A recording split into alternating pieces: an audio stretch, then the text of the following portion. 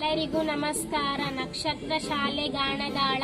ನಾವು ಅನಾರೋಗ್ಯದ ಸಿಂಹ ಪದ್ಯವನ್ನು ಅಭಿನಯ ಮಾಡುತ್ತಿದ್ದೇವೆ. ನಾನು ಕಾಡಿನ ರಾಜಸಿಂಹ. ನಾನು ಡಾಕ್ಟರ್ ಜೀಬ್ರಾ.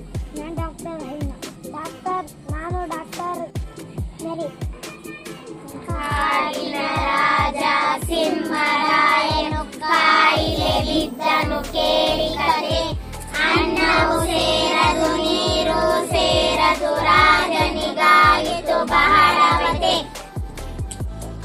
ಅಡವಿಯಲ್ಲಿರುವ ವೈದ್ಯರನ್ನೆಲ್ಲ ಸರದಿಯಂತೆ ಅವ ಕರೆಸಿದನು. ಡಾಕ್ಟರ್ ಜೀಬ್ರಾ ರಾಜನ ಪರೀಕ್ಷಿಸಿ ಗರ್ಜಿಸಿತು. ಸತ್ಯವ ಹೇಳಿದ ವೈದ್ಯನನ್ನು ಬೈದು ಹೊರಗಡೆ ಓಡಿಸಿತು. ಮುಂದಿನ ಸರದಿ ಡಾಕ್ಟರ್ ಹೈನಾ ಸಿಂಹದ ಬಾಗಿಲು ತಟ್ಟಿ ಹಿಡಿದು ನೋಡಿದ ನಂತರ ಬಾಯಲು ತೆರೆಯಲು ಹೇಳಿದನು. ಸುವಾಸನೆ ನಿಮ್ಮ ಉಸಿರಲಿ ಎನ್ನುತ್ತ ಮುಖವನ್ನು ನೋಡಿದಳು. ಸಿಂಹಕ್ಕೆ ಕೋಪವು ನೆತ್ತಿಗೆ ಏರಿ ಮುಖಸ್ತುತಿ ಮಾಡುವೆ ಎಂದಿತು. ಇರುವ ಸತ್ಯವ ಹೇಳಲು ಹೆದರಿದ ಹೈನಾಳನ್ನು ಹೊರಹಾಕಿಸಿತು.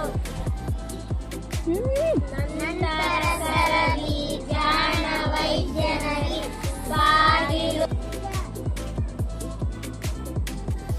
ಸಾರ್ವಭೌಮರ ಉಪಚರಿಸುತ್ತ ಬಾಯನ್ನು ತೆರೆಯಲು ವಿನಂತಿಸಿತು. ಉಸಿರನ್ನು ಕುರಿತು ಏನು ಹೇಳಲಿ ಎನ್ನುತ್ತ ಬಾಯನ್ನು ತೆರೆಯಿತು.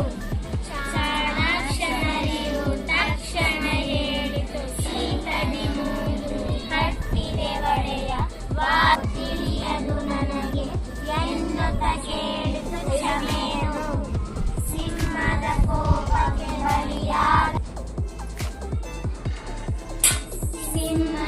ಕೋಪಕ್ಕೆ ಬಲಿಯಾಗದೆ ಪಾರಾಯಿತು ನರಿಯು.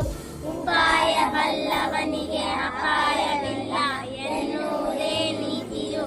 ಇದನ್ನು ಬಲ್ಲವನಿಗೆ ಅಪಾಯವಿಲ್ಲ ಎನ್ನುವುದೇ ನೀತಿಯು. ಇದನ್ನು ಬರೆದವರು ಅರುಣಾ ನರೇಂದ್ರ ಪಾಟೀಲ್. Good.